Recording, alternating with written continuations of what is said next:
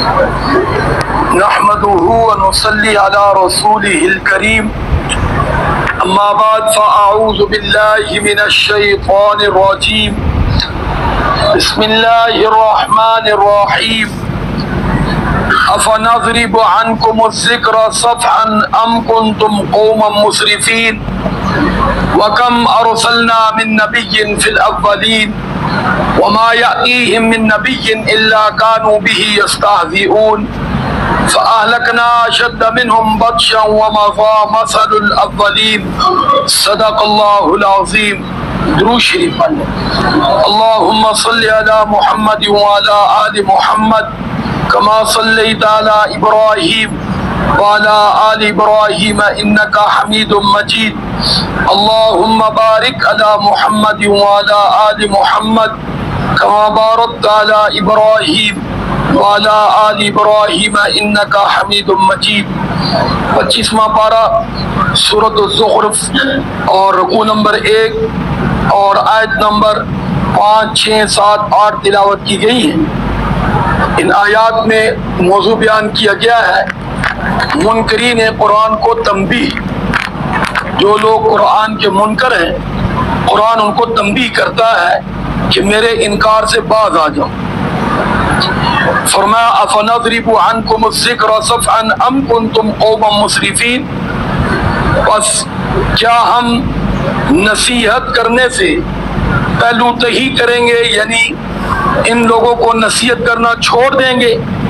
ان کنتم قوما مسرفین، کہ اگر یہ لوگ حد سے بڑھنے والے ہیں، یعنی یہ لوگ اسراف کرنے والے ہیں، قرآن سے منہ موڑنے والے ہیں، تو فرمایا بے شک قرآن سے منہ موڑیں، لیکن قرآن جب تک یہ زندہ ہے قرآن ان کو تنبیہ کرتا رہے گا، قرآن ان کو اپنی طرف بلاتا رہے گا، قرآن ان کو پیغام دیتا رہے گا کہ لوگوں تمہاری کامیابی قرآن میں ہی ہے، قرآن کی بات ماننے میں ہے. اس طرح آپ دیکھیں کہ کوئی لوگ نماز کے لیے آئیں یا نہ آئیں، مسجدوں میں جب تک مسلمان زندہ ہیں اذان ہوتی رہے گی. اذان بولو ہوتی رہے گی. پڑھنے والے نماز پڑھتے رہیں گے، نیکی کرنے والے نیکی کرتے رہیں گے. ہاں جن لوگوں نے کرنی نہیں وہ یہ رونا روتے ہیں ماحول نہیں، نیکی کی قدر نہیں. اور جن لوگوں نے اللہ کے لیے کرنی ہے وہ جانتے ہیں اللہ بڑا قدردان ہے. اس لیے میں اور آپ بھی یہ ذہن میں رکھیں، نیکی کسی کی قدر کے لیے نہ کریں کہ ہم نیکی کریں گے کوئی قدر کرے گا، کیونکہ نیکی کسی کی قدر کے لیے نہیں کی جاتی، نیکی تو قادر کے لیے کی جاتی ہے. کس کے لیے؟ ذرا بول لیا کرو اللہ کا نام. ہاں جی، اللہ کا نام بولنا اللہ خوش ہو جاتا ہے. ہاں جی، اللہ کے لیے نماز، اللہ کے لیے صلہ رحمی، اللہ کے لیے ہمدردی، اللہ کے لیے خیر خواہی، اللہ کے لیے. بندے کے لیے ہم کرتے ہی نہیں، اس لیے بندے سے ہمیں توقع ہی نہیں ہے قدر کی. اس لیے ایک بات ذہن میں رکھیے، آج کل عموماً ایک بات لوگ کہتے ہیں اور یہ جہالت میں کہتے ہیں کیا نیکی کی قدر ہی نہیں، نیکی کا زمانہ ہی نہیں، نیکی کا دور ہی نہیں ہے. نعوذ باللہ، نعوذ باللہ. نیکی کسی زمانے کے لیے نہیں، نیکی کسی وقت کے لیے نہیں. نیکی کرنا تو اللہ کا حکم ہے، اور جب تک انسان زندہ ہے، مسلمان زندہ ہے، اس کو نیکی کرنے کا حکم ہے. اس لیے آپ کسی کے لیے نیکی نہ کیا کریں. نیکی کس کے لیے کریں بولو بھائی؟ اللہ کے لیے، اللہ کے لیے.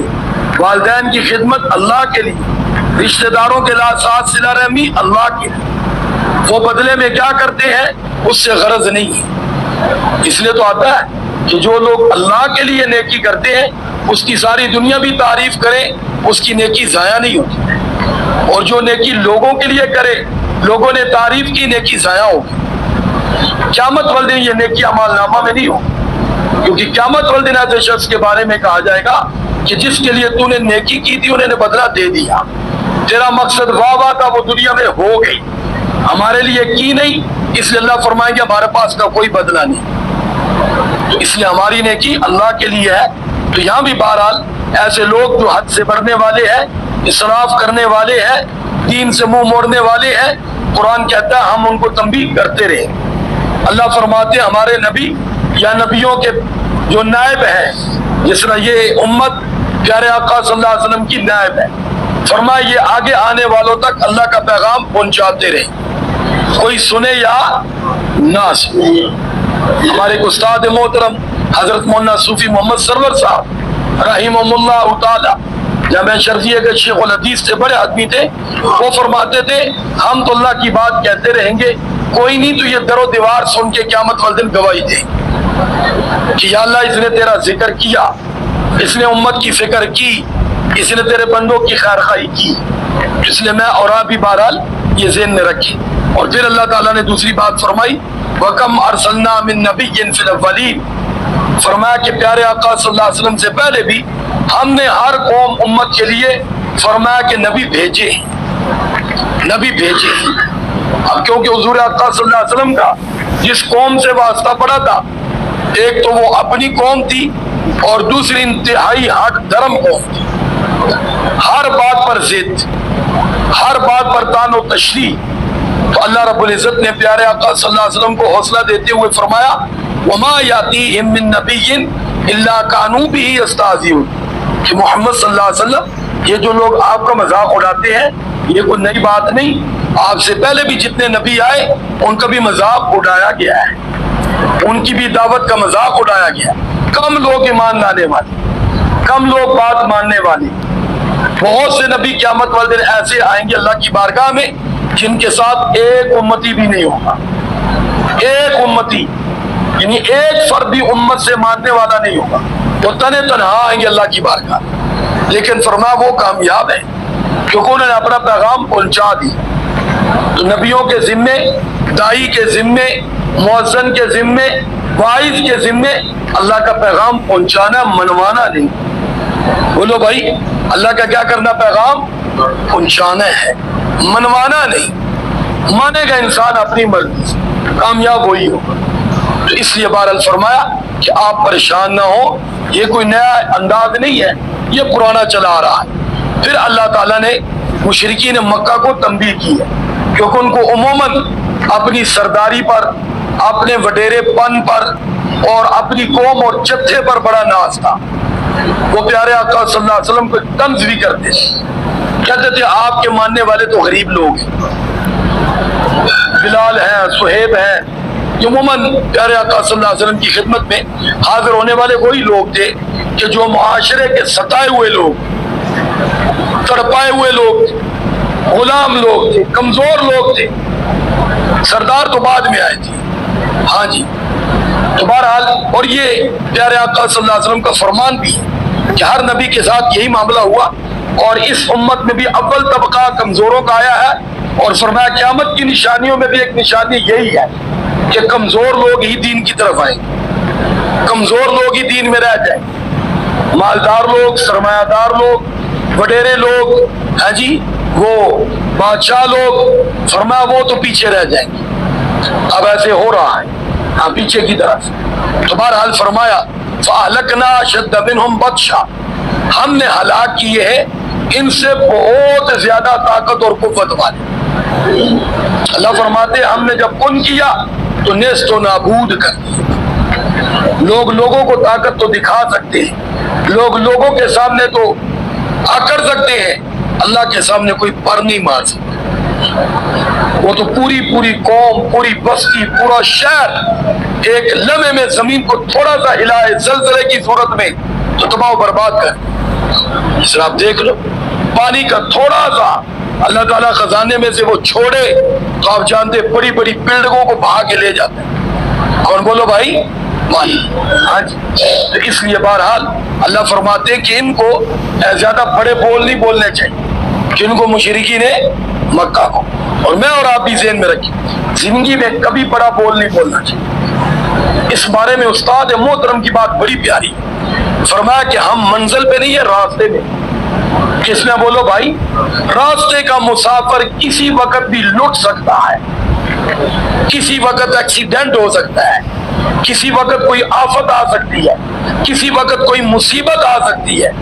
یاد رکھنا وہ کبھی بھی مطمئن نہیں ہوتا جب تک منزل پہ نہ پہنچ سکے۔ جہاز کیوں نہ ہو کریش ہو سکتا ہے، گاڑی کیوں نہ ہو تباہ ہو سکتی ہے نہیں ہو سکتی؟ بولو بھائی انسان خود کیوں نہ ہو، کسی وقت بھی اللہ معاف کرے دل کا بال بند ہو سکتا ہے، پخانہ پیشاب بند ہو سکتا ہے۔ اس لیے جب تک انسان زندہ ہے، خواہ مال میں ہو خواہ صحت میں ہو، اس کو اکڑ زیب نہیں دیتی، عاجزی زیب نہیں، کسی وقت بھی کیا ہو سکتا ہے۔ اور یہ میرا اور آپ کا مشاہدہ ہے، بات ذہن میں رکھیے، میرا اور آپ کیا بولو بھائی، مشاہدہ ہے، دائیں بائیں غور کریں ذرا، کتنے لوگ وہاں بڑی صحت میں بڑی پلوانی، وہ لاہور کا ایک پلوان تھا نا گاما غالباً، جی گاما پلوان، جو منوں ٹنوں وزن دانتوں سے اٹھا لیتا تھا، اس کا بڑھاپا ذکر کیا جاتا ہے کہ ایک سٹیپ سیڑھی کا چڑھنے کے لیے 2 آدمی پکڑ کے اس کو چڑھاتے تھے۔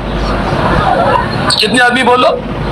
2 آدمی پکڑ کے، یعنی جب بڑھاپا آیا وہ ساری صحتیں گئی، وہ ساری قوتیں گئی۔ اس لیے آپ دیکھیں کہ جب بڑھاپا آتا ہے تو وہ آنکھوں کی خوبصورتی کو تو کیا بینائی بھی چلی جاتی ہے، بولو بینائی بھی، ہاں وہ کانوں کی سماعت کیا جانی ہے، وہ سارا رنگ روپ ہی چلا جاتا ہے۔ اور انسان بعض دفعہ یوں وہ ہڈیوں کا ڈھانچہ بن جاتا ہے کہ خود بھی بیزار ہوتا ہے اور سارے بیزار ہو جاتے ہیں۔ اس لیے جب تک ہم زندہ ہیں، جسم اور روح کا تعلق ہے، ایک تو خاتمہ بالخیر کی فکر کرتے رہنا ہے۔ اللہ معاف کرے جنت کے کنارے پہ پہنچنے والا پھسل کے جہنم میں چلا جاتا ہے۔ یہ حضور اقدس صلی اللہ علیہ وسلم کا ارشاد ہے، یہ کسی مولوی کا فتویٰ نہیں ہے، یہ تو اس کو بھی ذہن میں رکھنا ہے۔ جنت کے کنارے پہ حضور نے فرمایا کہ آدمی پہنچ جاتا ہے، یعنی اگلا قدم اٹھانا ہے جنت میں چلے جانا ہے، لیکن اس کا اگلا قدم غلط اٹھ جاتا ہے، وہ سیدھا جہنم میں پھینک دیا جاتا ہے۔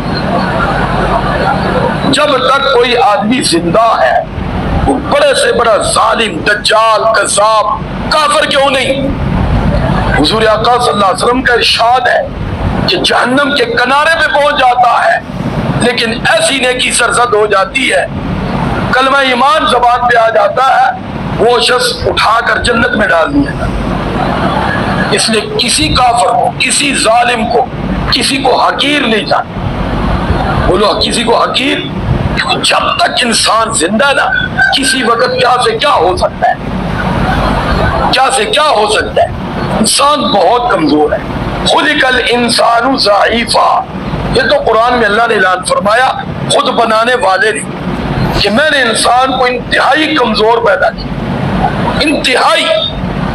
تو بہرحال اللہ رب العزت نے ان کو تنبیہ کی ہے کہ ہم نے آپ سے زیادہ طاقت قوت والوں کو ہلاک کیا ہے، اور وَمَضَى مَثَلُ الْأَوَّلِينَ، ان کی مثالیں گزر چکی ہیں، یعنی تم سے پہلے بڑی عمر تھی، ہزاروں سال، بڑی قوت، طاقت، سارا کچھ، لیکن فرمایا جب ہم نے پکڑا تو اِنَّ بَطْشَ رَبِّكَ لَشَدِيدٌ، ہماری بڑی پکڑ سخت ہے، ہم نے نشانہ عبرت بنا دیا۔ اے امت، اے اس امت کے نافرمان طبقے، سنبھل کر سنبھل کر سنبھل کر، تو ان کے مقابلے میں کچھ بھی نہیں۔ قرآن میں ایک جگہ فرمایا تم تو اس کو عشر عشیر بھی نہیں ہو، پاس سے بھی نہیں گزرے ان امتوں کی۔ کیسی کیسی وہ امتیں قد کاٹ والی ہے جی، مال و دولت والی، خزانوں والی گزری، لیکن اللہ نے آج ان کا نام و نشان ہی کیا کر دیا، بولو بھائی، مٹا دیا ہے۔ اس لیے باقی انسان رہے گا تو اللہ کی ذات پر قربان ہونے کی صورت میں باقی رہے گا۔ اللہ کی نافرمانی کرنے والا کبھی باقی نہیں رہتا، اللہ اس کا نام و نشان مٹا دیتا ہے۔ تو اللہ مجھے اور آپ کو اپنا سب کچھ اپنی ذات پر قربان کرنے والا جذبہ نصیب فرمائے۔ وآخر دعوانا ان الحمدللہ رب العالمین۔ درود شریف پر اللہم صلی علی محمد وعلی آل محمد کما صلیت علی ابراہیم وعلی آل ابراہیم انک حمید مجید۔ اللہم بارک علی محمد وعلی آل محمد کما بارکت علی ابراہیم وعلی آل ابراہیم انک حمید مجید۔ لا الہ الا اللہ محمد رسول اللہ صلی اللہ علیہ وسلم۔